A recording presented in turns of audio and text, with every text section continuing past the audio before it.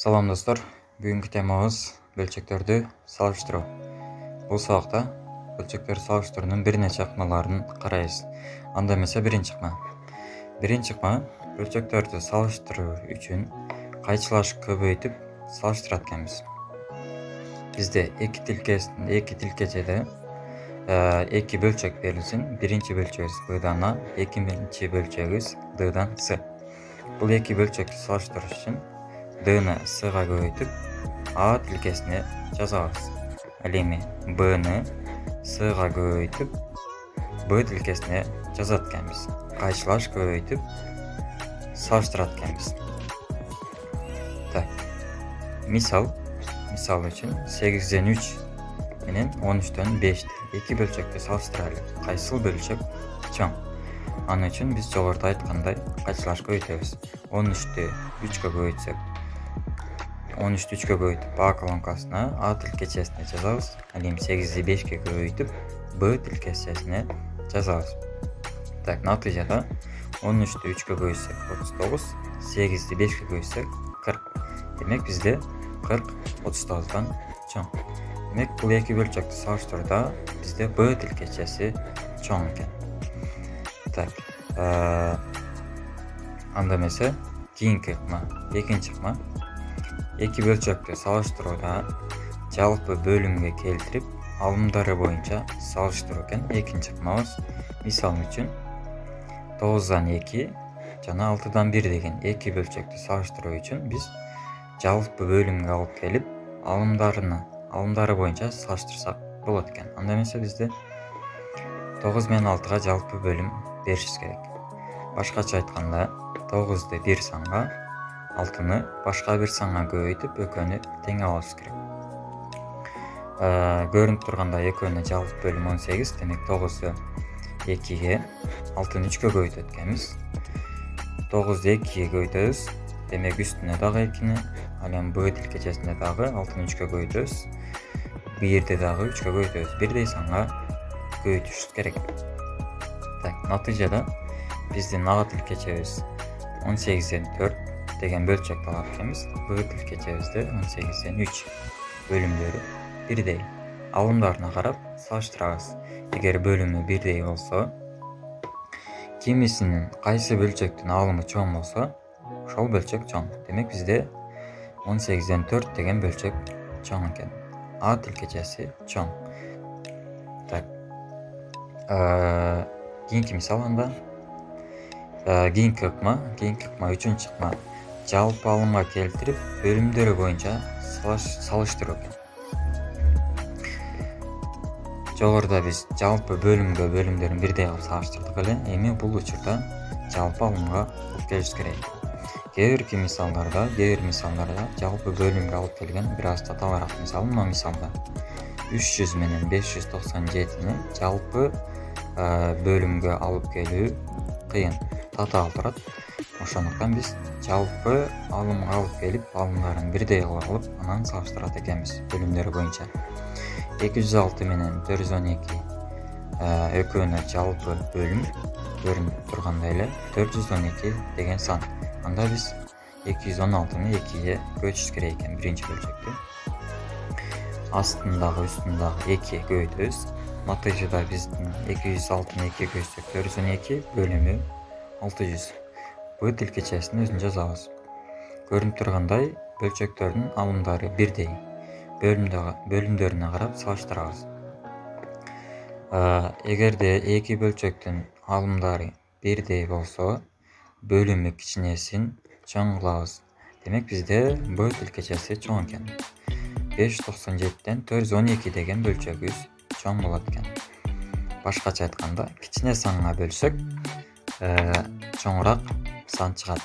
Демек Б тилкечебиз чоң экен. Кийинки ыкма, 4-нчү ыкма. Алымдары менен бөлүмдөрүнүн айырмалары бирдей бөлчөктөрдү салыштыруу экен. Алымдары менен бөлүмдөрүнүн айырмалары бирдей болгон бөлчөктөрдү салыштыруу. Биринчи учур. Эгерде Б'дан А деген бөлчөгүбүз дурус бөлчөк болсо, башкача айтканда, бөлүмү алымыдан чоң болсо,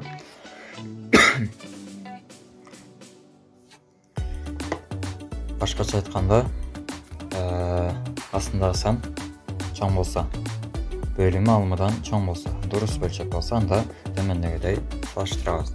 А тилкечесинде бдан а деген бөлчөк берилсин. Жана б тилкечесинде бөлчөк а тилкечесиндеги бөлчөктүн бөлүмүнөн дагы алымынан дагы бирдей санга чоң болсо, анда ошол бөлчөк чоң болот экен.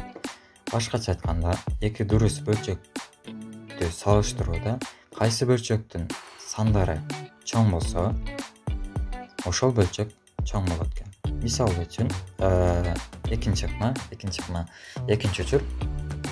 Эгерде бдан а деген буруш бөлчөгүбүз, тескерисинче бдан а деген бөлчөгүбүз буруш бөлчөк болсо, башкача айтканда алымы чоң болсо, анда а тилкечесинде бдан а деген буруш бөлчөк берилсе, жана б тилкечесиндеги буруш бөлчөктүн алымы дагы бөлүмү дагы бирдей санга чоң болсо, анда ушул бөлчөк кичине болот экен. Башкача айтканда, эки буруш бөлчөктү салыштырууда кайсыл бөлчөктүн алымы дагы бөлүмү дагы бирдей санга чоң болсо, анда ошол бөлчөгүбүз кичине болуш керек экен. Буруш бөлчөк болсо, эми дурус бөлчөк болсо, кайсынысы чоң болсо, ошол чоң болот экен. Анда эмесе, мисал. Так, бизде дурус бөлчөктөр берилиптир.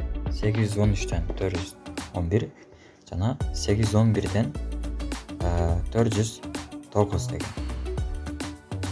Бул эки бөлчөктү салыштырууда эки дурус бөлчөк берилиптир. Бизде көрүнүп тургандай 811 2-ге чоң экен. 409 бул дагы 2-ге чоң. Алымы дагы бөлүмү дагы 2-ге чоң. Демек, бул жерде бизде дурус бөлчөктөр берилгендиктен, эки дурус бөлчөк берилгендиктен бизде а колонкасы чоң болот. Так, кийинки мисалыбыз бизде буруш бөлчөк берилиптир, эки дурус бөлчөк, буруш бөлчөк. 217-ден 315, 221-ден 319. Так, бизде 217 жана 221 4-кө чоң экен. Алымы дагы 4-кө чоң. Демек, бул жерде а колонкасы же а тилкечеси чоң. Бизде буруш бөлчөктөр берилген. Буруш бөлчөктүн кайсынысы алымы дагы бөлүмү дагы бирдей санга чоң болсо, анда ошол бөлчөк кичине болот. Демек, бизде а тилкечеси чоң экен. Так, ушул эки мисал дагы бир кайталап коелу. Бизде эки дурус бөлчөк берилген. Демек, кайсыл дурус бөлчөктүн сандары чоң болсо, ошол бөлчөк чоң. Бизде 813, 411 деген бул тилкечебиздеги бөлчөктүн алымынан дагы бөлүмүнөн дагы 2-ге чоң. Жана дурус бөлчөк. Демек, а тилкечеси чоң экен. Эми буруш бөлчөктөр берилсе, алымдары чоң болсо, бул тилкечебизде 319, 221 бирдей санга чоң. Демек, ошол сандары чоң болгон бөлчөк кичине болот. А тилкечеси чоң болот. Ушун менен биздин бүгүнкү сабагыбыз аягына чыкты. Эгер бул видео сабак силерге жаккан болсо, лайк басып, комментарий басып коюңуздар. Эгерде математиканын мисалдары боюнча, терте боюнча мисалдар боюнча суроолоруңуздар болсо, сунуштарыңыздар болсо, комментарийге жазып коюңуздар.